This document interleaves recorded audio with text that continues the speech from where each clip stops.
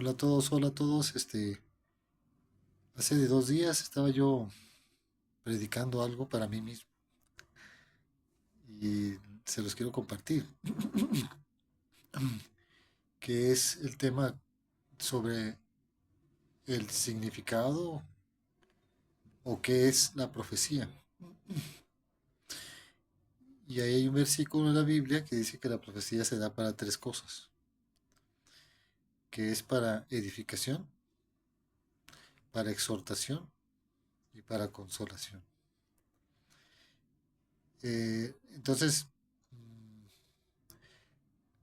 nos detenemos un poquito porque Dios necesita iluminarnos para entender esto, ¿verdad? De que cuando hay una profecía, viene para edificar y para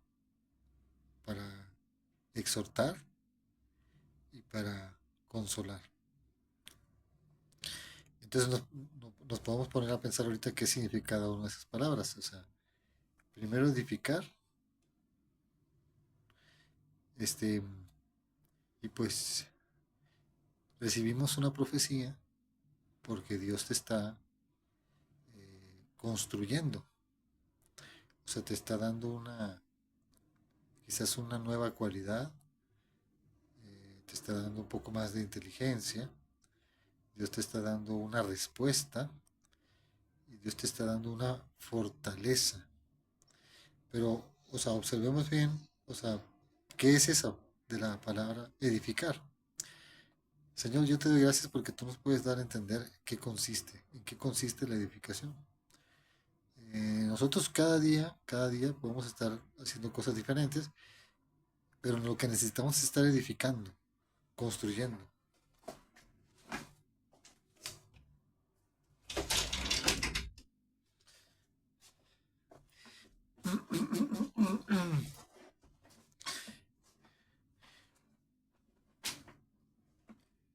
Y es curioso porque ya ven que el arrepentimiento es es el momento en que nosotros dejamos de hacer cosas que no tienen valor, porque el arrepentimiento es arrepentimiento de obras muertas.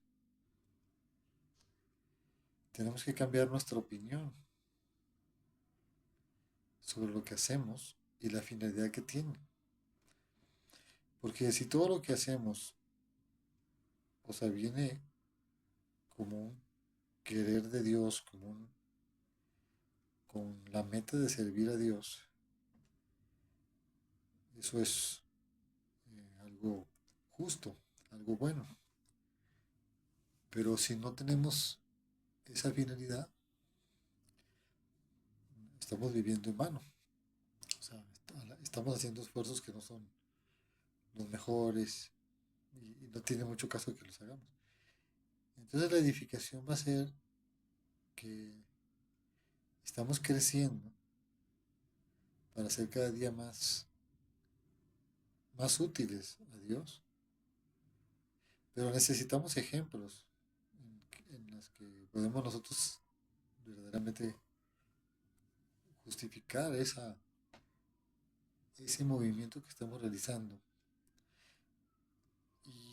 Y yo reitero mucho este punto de que la profecía es para edificación, porque pues suele suceder que estamos viviendo fuera de la edificación, no estamos edificando, no estamos construyendo, a pesar de que estamos en la iglesia, pero no estamos edificando, porque para edificar tienes que tener la profecía. Y es bueno que nos detengamos y veamos eh, que no tiene caso esforzarnos o incluso vivir si no estamos edificando. ¿Y qué estamos edificando? El reino de Dios. Y también es interesante ver que la profecía tiene como finalidad eso, hacer que el reino de Dios se manifieste. Porque ya ven que ustedes dicen que la Biblia dice que el Espíritu nos va a guiar a toda verdad. Entonces lo que hace el Espíritu pues, es guiarnos. Y por eso dice Pablo, yo quiero que profeticen, que profeticen. y al estar profetizando, pues vamos a estar recibiendo la construcción, vamos a estar recibiendo la instrucción para vivir una vida útil para el Señor. Pero bueno, vamos a ir rápido sobre esos tres significados porque una de los, de los aspectos de la profecía es la edificación. El otro es la exhortación. Y bueno, pues la exhortación es lo que muchas veces nosotros no queremos. Porque ¿qué es una exhortación? Pues es un regaño. O sea, es una, en cierto modo también puede ser una instrucción. Es un, es una corrección. Es es, es una eh, iluminación también sobre cosa que urge hacer. Entonces, la exhortación resulta imposible, o sea, resulta imposible que hagamos nosotros las cosas con la naturaleza que tenemos si no somos exhortados a hacerlas. Entonces hay otro aspecto que es igual de importante porque, bueno, imagínense, hablamos de edificación, de exhortación, pero la tercera parte todavía es mucho más, o sea, mucho más, ¿cómo diríamos? Importante que la podamos asumir, digerir, ¿verdad? Porque es para consolación. La profecía es para consolación. ¿Por qué? Bueno, yo siento que muchas veces que nos equivocamos, pues necesitamos una consolación. Pero si no tenemos esa consolación de Dios, si no tenemos esa paciencia de Dios, si no tenemos esa... sí, se puede decir que es que te anime Dios y que te conforte, que te reconforte, pues no podemos seguir adelante. Y siempre nosotros tenemos la tendencia a que nuestra mente se- así como las computadoras, ¿no? Entran en shock. Este, nuestra mente también se puede bloquear.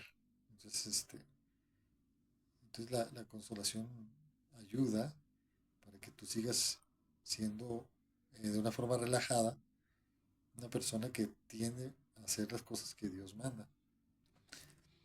Pero me preocupa principalmente, ¿verdad? Que aunque Dios es paciente, porque Dios es paciente, que confundamos la paciencia y que el estado infértil, el estado improductivo, muchas veces desértico que padece la iglesia, lo estemos justificando. O sea, la iglesia no puede estar en un estado de infertilidad. Sí hay una guerra por cumplir, ¿verdad? Y hay una valentía que se tiene que realizar, como dice la palabra igual, que dice que el reino de Dios se ha manifestado y que los valientes lo arrebatan. Los valientes lo arrebatan. Es una cuestión de carácter.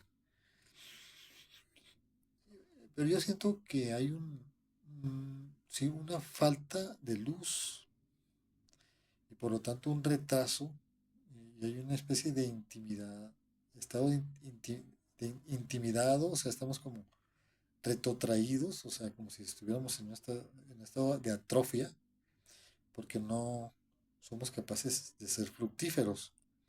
Y esto claro que tiene que ver con la santidad, porque cuando hay algo de amargura o de pecado, pues sí hay una parálisis en el estado de la iglesia.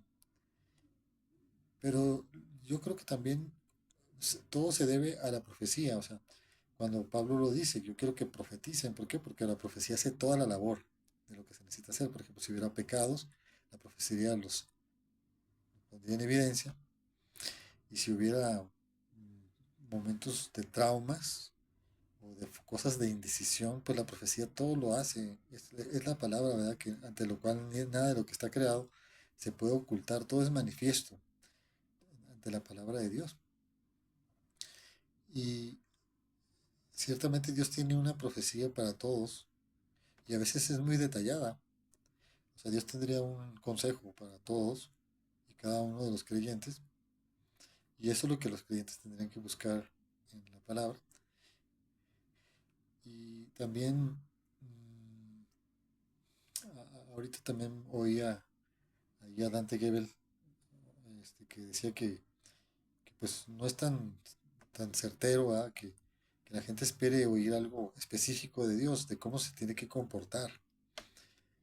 Em, Aunque es natural al hombre, o sea, cuando busca a Dios, que el hombre diga, bueno, pues, ¿qué quieres Dios que yo haga? Por ejemplo, Jesús dice, cuando ustedes vayan a un lugar, no se preocupen por lo que van a decir, porque yo voy a hablar a través de ustedes. Y entonces aparece la, la misma cosa que aquí estamos tratando de discutir. O sea, yo no sé qué es lo que voy a decir cuando yo esté delante de unas personas, pero Jesús dice, yo voy a hablar por ti.